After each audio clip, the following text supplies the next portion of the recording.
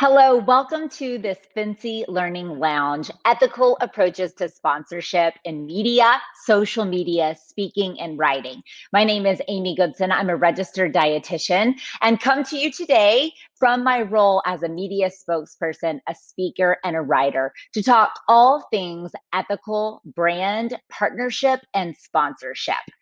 As the world of entrepreneurial nutrition and dietetics has expanded, I think there's one question that many professionals ask themselves. How do I get paid to fill in the blank? When in reality, I am going to say that there's really two questions that should be asked. Number one, how do I get paid to fill in the blank?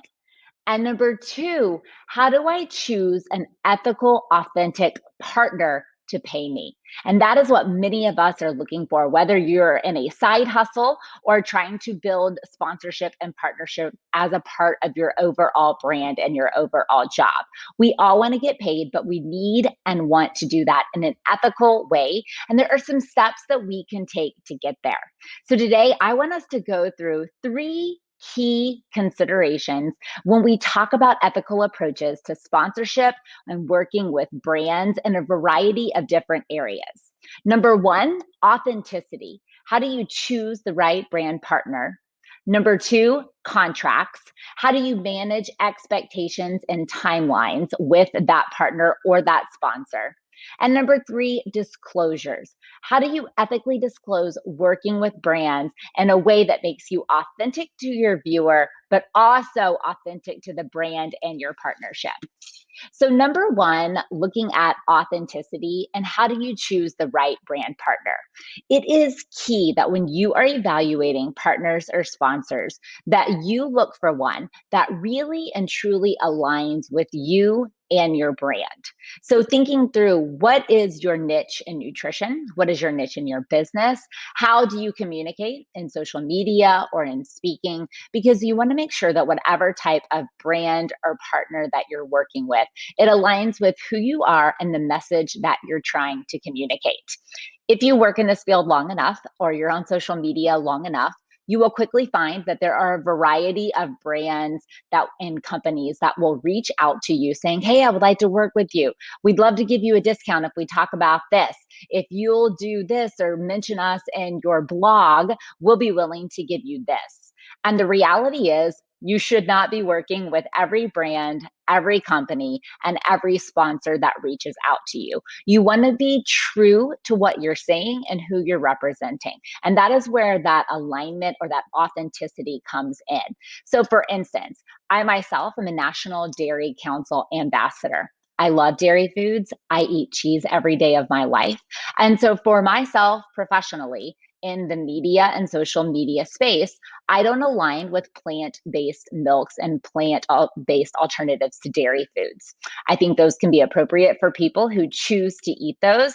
But for myself, due to my alignment with my personal belief in dairy and nutrition, as well as who I represent, I choose not to work with brands that would be a conflict of interest there. So that is another key to consider is who might be a conflict. Who might be a conflict when you're evaluating a brand. If you eat one food and you never eat this food, and that's gonna, that food might be a conflict to another brand that you're working with, that is something that you really have to determine. So, as you're looking at brands, as you're looking at working with a cereal brand or a bar brand, really think through what would be those conflicts of interest. And if another brand was to reach out to you, would you prefer to work with that brand or would you prefer to work with this brand? So, those are things that you really need to consider in regards to your authentic take on your business, your brand, and what you're wanting to represent in speaking, in media, in social media, and often even in blogging and writing. Once you identify those different brand partners that you are interested in, create a media kit and reach out to them. You can reach out to them on LinkedIn. You can reach out to them on direct messages on Facebook, on Instagram. You can oftentimes find their email and send an email. But you want to present yourself as a professional with a media kit, showing your experience and also telling the story as to why you align and want to represent their brand or their product.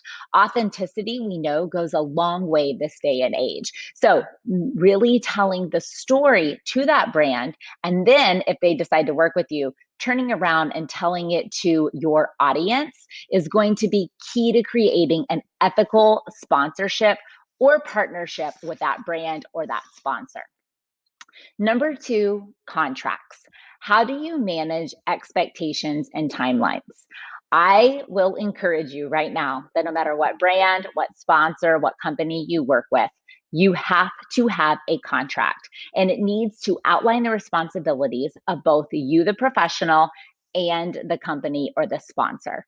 In order to be able to work ethically, you need to have goals that both of you have agreed upon, timelines that both of you have agreed upon. And so you know what that ROI is. What are you both expecting to get out of this partnership or this sponsorship? And how are you going to do it?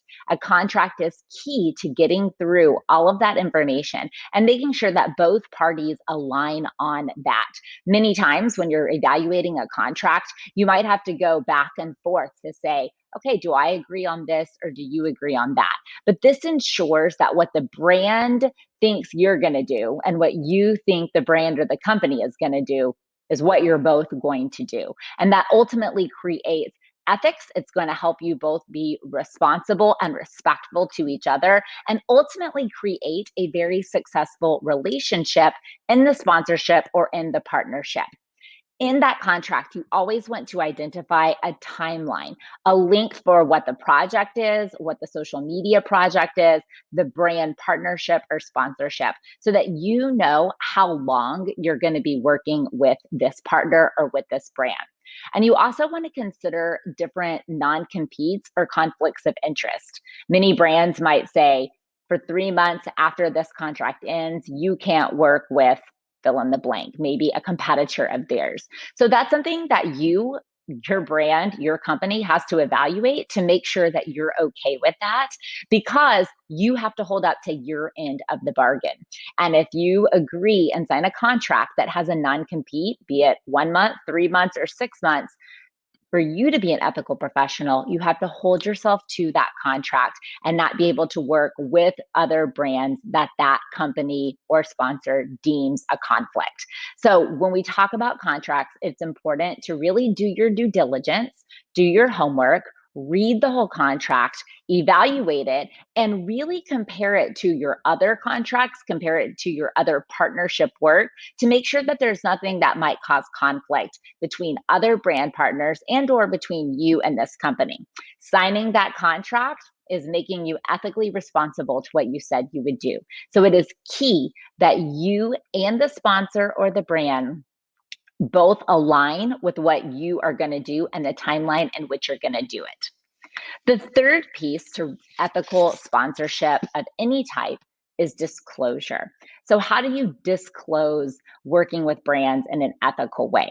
So, whether you are doing social media, regular traditional media, writing, blogging, or speaking, it is essential that you put the information out there that you are being paid by a brand. That could be being paid by money, that could be being paid by product, it could be being paid by taking you on a trip, but you need to disclose that information. In order to do that, you need to work with your brand or your sponsor or your company to get approval to either have the paid partnership logo or to be able to put hashtag sponsored, hashtag ad, hashtag partner, because that is going to indicate to your audience that you are in some way, form, or fashion representing a company, a brand, a sponsor, and or getting paid. If you are true to who you are and you follow rule number one and are authentic to your message and your belief system and your really what you're putting out there to your audience probably won't care that it's sponsored because it's authentic to you. You will find that if you disclose that you're working with a brand that is really not in alignment with who you are, that might cause your audience to think about you differently. It might cause conflict. Like, why are they talking about that when she was talking about eating beef the other day, and today she's talking about eating plant-based protein. Or yesterday she was drinking milk, and today she's drinking plant-based milk. Those are things that might cause confusion amidst your audience. So being true and authentic to yourself and then disclosing that information. As I said, if it's authentic to you, most people won't mind about the disclosure of working with a brand or product because it's likely that that audience aligns with that brand or product as well. In the world of traditional media and traditional speaking or whatnot, it's important that you are disclosing that the second you get on the platform. So, being a media spokesperson and doing TV, typically it's going to be on the screen. A segment might say, this segment is sponsored by whoever it's sponsored by. It might come across the screen at the bottom, but it's very key that you are immediately disclosing that information so that as people are watching your media spokesperson work or watching your TV segment, that they are aware that you are aligning with another brand. In the world of blogging, writing, and speaking, I would encourage you to disclose it at the beginning. People will disclose it in different areas. In writing, you might say, I am so excited that I was able to partner with such and such brand to go on this harvest tour trip to learn more about this food. Or I'm so excited to partner with such and such brand to talk to you about my new favorite ingredient in this recipe.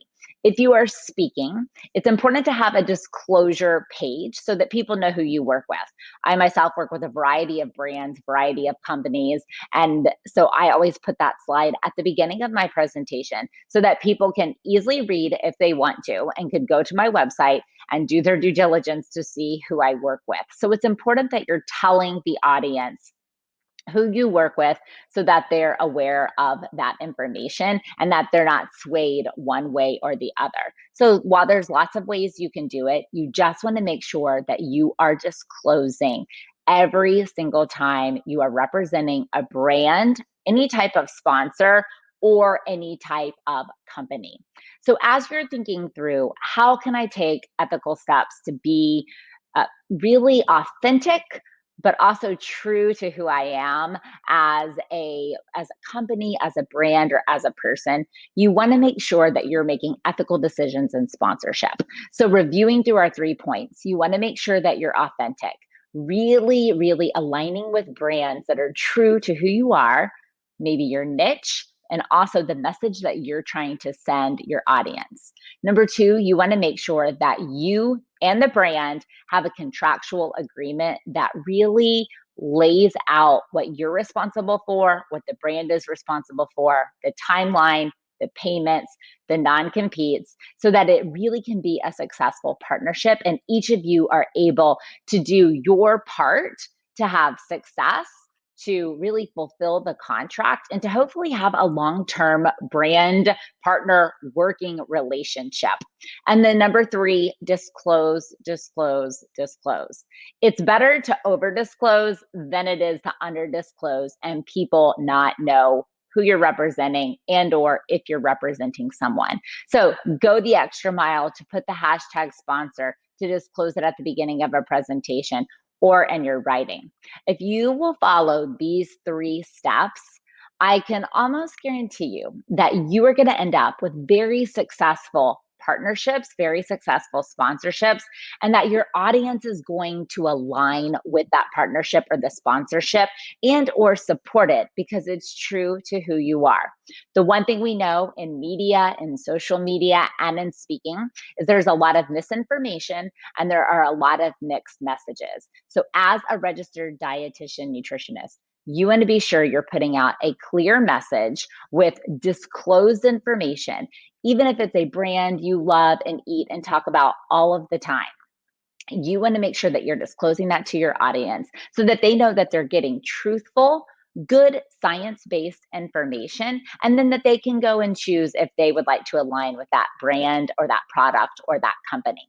So as you walk away from here today, I would encourage you to take the worksheet, ask yourself a few of these questions, take some time to think through who your sponsors are, who you would like to be your sponsors, how you're going to lay out that type of sponsorship, and then finally, how you're going to disclose it to your audience. With that, go out, be successful entrepreneurial dietitians, and make a way for nutrition out in the public.